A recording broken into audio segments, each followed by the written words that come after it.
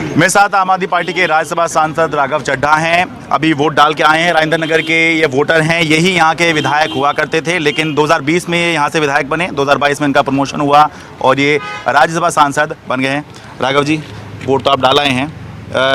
आपकी जन्मभूमि कर्मभूमि राजेंद्र नगर ही है, तो जिस तरह से आपको लोगों ने प्यार दिया, अपनापन दिया, कैंडिडेट के हिसाब से दिया था या पार्टी के हिसाब से दिया था, तो क्या अब उसी आधार पर भी वोट डलेगा कि पार्टी के नाम पर डलेगा या कैंडिडेट के आधार पर डलेगा? क्योंकि आप तो यहाँ के अपने थे। अब तो कई सारे आधार हैं वोट डालने के लिए। देखिए, यहाँ के लोगों ने बहुत प्यार दिया, बहुत मान बख्शा, बहुत सम्मान बख्शा, और पूरी राजेंद्र नगर विधानसभा की जो हमारी फैमिली है उसने मुझे 2 साल मेहनत करने का, काम करने का, सेवा करने का मौका दिया।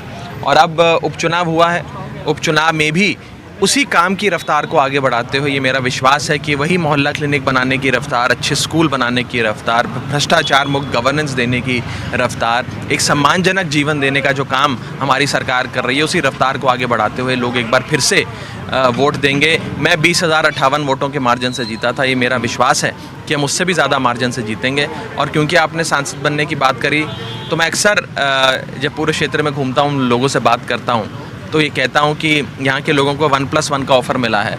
एक विधायक था जो सांसद बन गया, अब एक और विधायक आ जाएगा, तो विधायक और सांसद मिलके 1 और 1 11 की जो जोड़ी है वो खूब काम करेगी और इस काम की रफ्तार को और आगे बढ़ाएगी। जैसे आपने पिछली बार प्रचार किया था, राजेंद्र नगर का बेटा यहीं जन्मा, ऐसे ही आपके विपक्षी जो हैं वो इस बार ऐसे ही प्रचार कर रहे हैं, तो पार्टी का आधार भारी पड़ेगा या जो कैंडिडेट है, जो यहाँ का लोकल है, वो वाले मुद्दे भारी पड़ेंगे? देखिए, सारी चीज़ें होती हैं और हमारे भी जो कैंडिडेट हैं, हमारी पार्टी के जो कैंडिडेट हैं, वो बहुत ही पढ़े लिखे, यहीं के रहने वाले हैं, पढ़े लिखे हैं, स्टैनफोर्ड से तक पढ़ाई करके आए हैं, यंग हैं, जुझारू हैं, खूब मेहनत करेंगे। और सबसे बड़ी बात है कि सरकार हमारी है।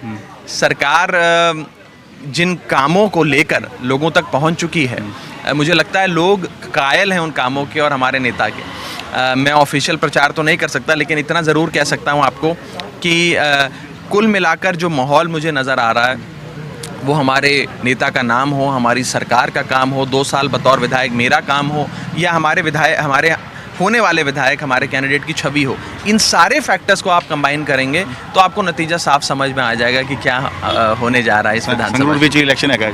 संगरूर में भी बहुत अच्छा इलेक्शन चल रहा है और संगरूर में भी भगवंत मान साहब की अपनी सीट रही है। उनकी लगातार हर लहर में, चाहे जितनी स्ट्रांग लहर हो, हर बार वो जीतते आए हैं। तो हमारा विश्वास है कि ये दोनों उपचुनावों में हम लोग अपना झंडा गाड़ेंगे और लोगों का प्यार विश्वास है। देखिए, हम लोग काम के नाम पे वोट मांगते हैं लोगों से, जो अपना रिपोर्ट कार्ड है वो लेकर जाते हैं। जब मैं विधायक 1 साल मैंने पूरा किया था, तो मैंने एक रिपोर्ट कार्ड छापी थी बाकायदा, एक एक काम का मैंने उसमें बखान किया था कि भाई ये काम मैंने किया, इतनी लागत से, फ़ोटो समेत एक एक घर में पहुंचाया था। तो हम इस टाइप की राजनीति में विश्वास रखते हैं कि अगर जनता ने वोट दिया, जिम्मेदारी दी, तो अपना रिपोर्ट कार्ड लोगों के बीच लेके जाते हैं कि ये काम हमने करा कर दिए।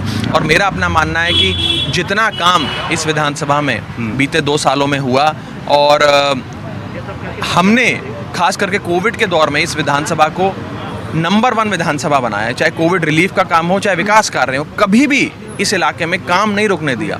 जब एमएलए लैड फंड खत्म हो गया, आपको पता है पूरी दिल्ली में, देश के कई कोनों में विधायक की जो विकास निधि होती है वो समाप्त हो गई थी, लेकिन विकास निधि समाप्त होने के बावजूद यहाँ फंड की कमी की वजह से एक भी काम नहीं रुका, बल्कि फंड आता गया और काम चलता गया। और आने वाले समय में भी ऐसा ही होगा। और इस विधानसभा के लोग, मैं तो कहूँगा उनको, जैसा कि मैंने कहा, 1 और 1 11 मिल रहा है, 1+1 के ऑफर को उन्होंने सब्सक्राइब कर दिया है। चलिए, बहुत बहुत धन्यवाद। राजेंद्र नगर दिल्ली से अपने कैमरा सहयोगी सुशील लाठी के साथ मैं शरद शर्मा, एनडीटी मीडिया।